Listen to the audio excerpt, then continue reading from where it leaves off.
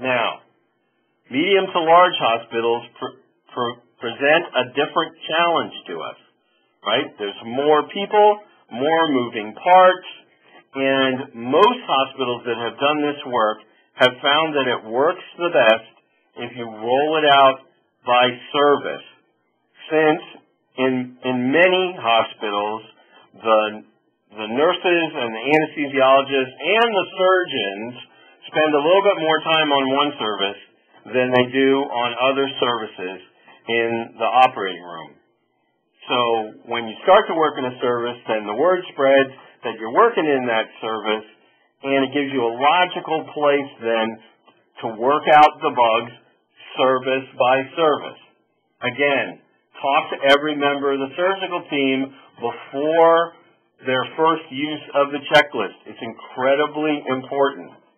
I can tell you for sure in the large hospitals, people are going to sneak through, and I can almost guarantee that somebody's going to have a story to tell over the next month or two as they walk through this of somebody who was very, very unhappy with having to do the surgical checklist. It doesn't have to be that way if we can try and touch everybody.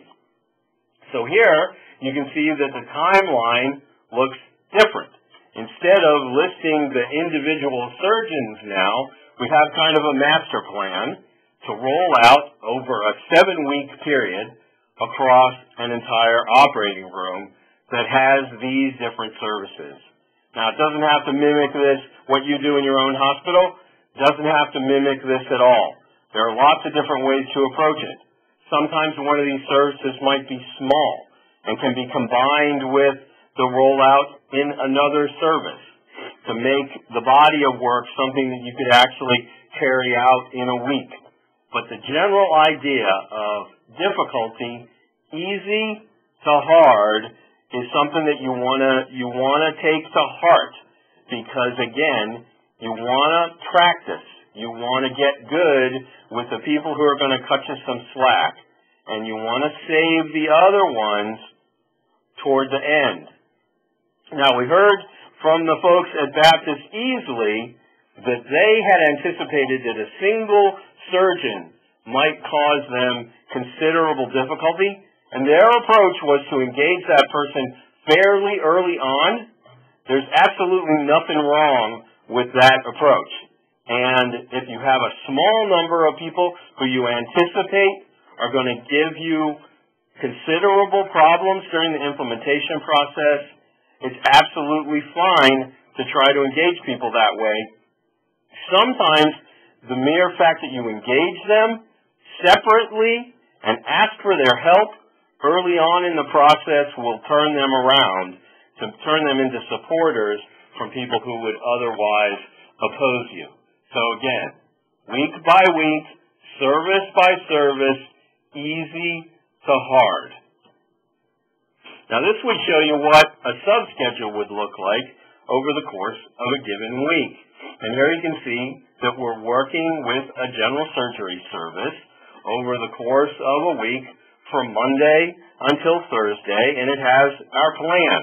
What surgeon we're going to work with every day, the members of the surgical team that might be in the operating room that day, and again, ranked in order of easy to work with to the people who might be harder to work with. So this basically looks like a small hospital. 4 teams, like the 4 ORs, working serially through the surgeons to make sure that every surgeon gets touched. And through this process, every member of the surgical team gets touched.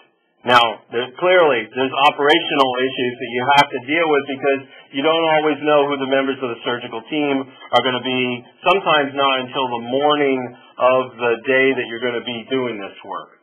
But the further you can know ahead, the better you can plan, and the more time you can spend making sure that everybody knows what's going to happen. Scrub tech, nurse, circulating nurse, anesthesiologist, nurse anesthetist, and surgeon, and anybody else who's going to be in the operating room. So the overarching idea again, easy to hard.